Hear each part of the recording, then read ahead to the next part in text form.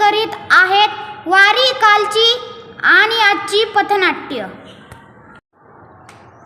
पुंडलिक वरदेव हरी विठ्ठल, श्री ज्ञानदेव तुकाराम, पंढरीनाथ महाराज की जय। चल ग सखे पंढरीला, जय हरी विठ्ठल, चल ग सखे पंढरीला, जय हरी विठ्ठल। तू ध्यानी जरा ठेव, हो तू ध्यानी जरा ठेव, जिथे भाव तिथे देव, चल भेटू विठ्ठल रखू माईला। चल ग सखे पंढरीला, जय हरी विठ्ठल, चल ग सखे पंढरीला, जय हरी विठ्ठल। खरंच बाई, तुझ्यामुळेच माझी ही पंढरीची वारी होत आहे, नाहीतर या संसाराच्या रहाटगाडग्यातून माझी काही सुटका नव्हती बघ। अगं रखमा, त्या विठ्ठलाच्या मनात असेल आणि त्याचे बोलवणे आले की काही अशक्य नाही बघ। जरा थोड्या वेळ बसू बाई इथे सावलीला, पाय लय दुखायला लागलेत बघ। अगं डोक्यातले विचार कमी करून हरिनामात गुंग झालो की पाय बी काही दुखत नाही बघ। पण तू म्हणतेस तर बसू थोड्या वेळ झाडाखाली। अगं बया, पण रस्त्यात कुठं सावलीचं झाडच दिसेना की, काय म्हणावं आता। बरं, बसू इथं रस्त्याच्या कडेला, ती डोक्यावरची तुळशी माय ठेव जरा खाली। अगं सखूबाई, आपली तुळस तर पार कोमेजून गेली की ग।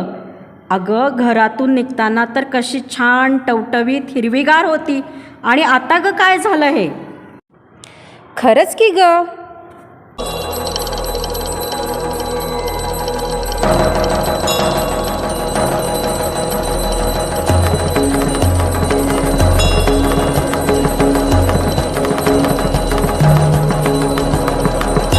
अगं घाबरू नका माझ्या सख्यांनो, मी तुमचीच तुळस बोलत आहे।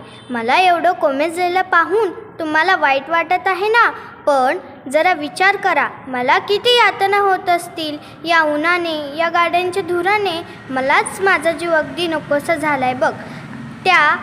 आणि त्यातून हा पाऊस कोठे दडी मारून बसलाय माझ्या विठ्ठलालाच ठाऊक। अरे बाबा विठ्ठला, या कमरेवरचे हात सोडून आभाळांना लावतू, कमरेवरचे हात सोडून आभाळांना लावतू, या ढगांना थोडं हलवून भिजव माझे गाव तू, भिजव माझे गाव तू, भिजव माझे गाव तू। अगदी खरंय तुळशीमाय, या पावसाच्या लहरी स्वभावानं जीव नुसता टांगणीला लागलाय बघ। अगं माझ्या सख्यांनो, या झाडाचा, पर्यावरणाचा जीव तर तुम्हीच माणसांनी घेतला की, म्हणून आज तुम्हाला सावलीसाठी झाड शोधण्याची वेळ आली बघा। अगं आज इतक्या दिवस तुम्हाला हा निसर्ग सांभाळत होता की, पण जर तुम्ही या निसर्गाचा आदर केला नाही तर तोच निसर्ग तुमचा नाशही करू शकतो, हे मात्र तुम्ही लक्षात ठेवा।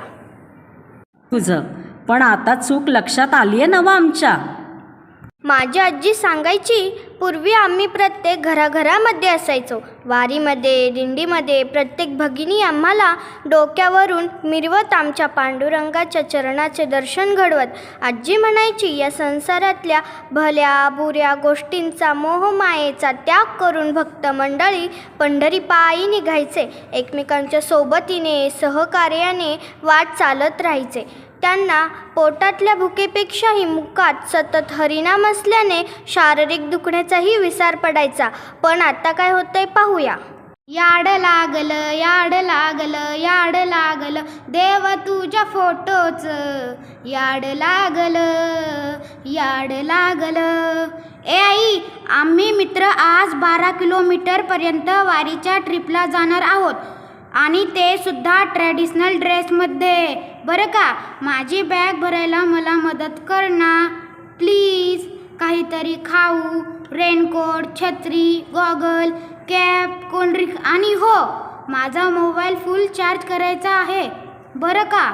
अगं आम्हाला खूप सारे सेल्फी काढायचे आहेत, व्हिडिओ फोटो काढण्यासाठी सेल्फी स्टिक पण दे सोबत।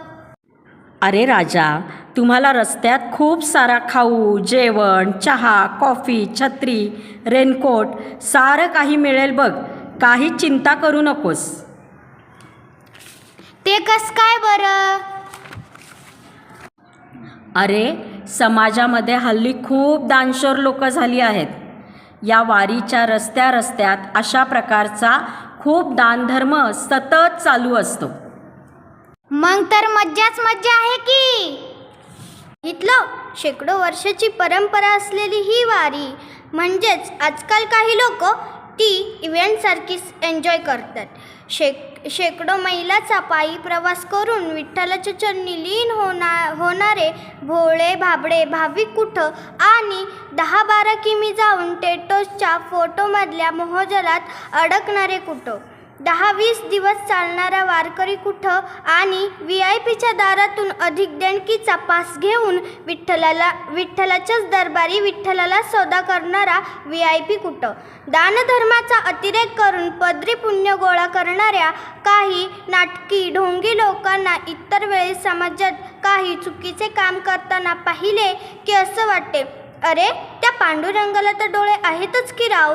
अरे पण तो जसा तुमच्या चांगल्या वाईट गोष्टींचा तर हिशोब लावतच असतो की. तुझं म्हणणं अगदी बरोबर आहे ग तुळशीमाई, पण सगळेच तसे नसतात ग. अगं, सगळी दुःख बाजूला ठेवून फक्त विठ्ठलाच्या ओढीने दरवर्षी न चुकता जाणारे भाविक आहेतच की. त्यांच्या झोळीत पडणारा भाकरीचा एखादा तुकडासुद्धा पूर्ण ब्रह्म समजून टाळ मृदंगाच्या जयघोषात ऊन वारा पाऊस याचा कशाचाही विचार न करता लाखो भाविक जात असतात. पंढरीच्या विठ्ठलाच्या मंदिराचे कळसाचे दर्शन घेऊन कृतार्थ पावणारे भाविक वारीचा खरा आत्मा आहेत. जातीधर्माच्या भेदापलीकडे जाणारी, बंधुता जोपासणारी वारी आपल्या महाराष्ट्राची खरी संस्कृती आहे. अगं, आता वारीत काही हौशे गवशे नवशे असायचेच की. धान्यात खडे बी असतात की, पण खडे आहेत म्हणून धान्य फेकून देत नाही, तर खडे बाजूला करून आपण धान्य स्वच्छ करतो. तसंच आहे, चांगल्या भाविक लोकांनी आपला चांगुलपणा भक्तिभाव सोडू नये, कारण जसा भाव तसा देव. आता कशी बोललीस बघ, अगदी एक नंबर. अगं, मला थोडं पाणी घाल बघ, मी पुन्हा कशी ताजीतवानी होते की नाही. आणि अजून एक माझ्या सख्यांनो, अगं वाटेत एक तरी झाड लावा हो, माणसाशी माणसासारखे वागा हो, या पर्यावरणाचा सन्मान करा हो, कारण जगी जीवनाचे सार घ्यावे जाणूनी सत्वर. जगी जीवनाचे सार घ्यावे जाणूनी सत्वर. जैसे त्याचे कर्म तैसे फळ देतो रे ईश्वर. जैसे त्याचे कर्म तैसे फळ देतो रे ईश्वर. चला तर माऊली, येताय ना आमच्या सोबत पंढरीच्या वारीला.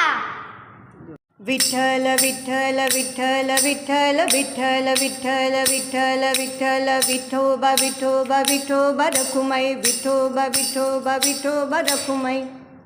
जगात भारी भारी पंढरीची वारी. जगात भारी भारी पंढरीची वारी. सान थोर भेद नाही सारे पालखीचे भोई. सान थोर भेद नाही सारे पालखीचे भोई. जाऊ विठोबाच्या दारी. जगात भारी भारी पंढरीची वारी. जगात भारी भारी पंढरीची वारी. जगात भारी विठ्ठलाची वारी. खिमसरा पाटील विद्या मंदिर, हीच आमची पंढरी, हीच आमची पंढरी, हीच आमची पंढरी.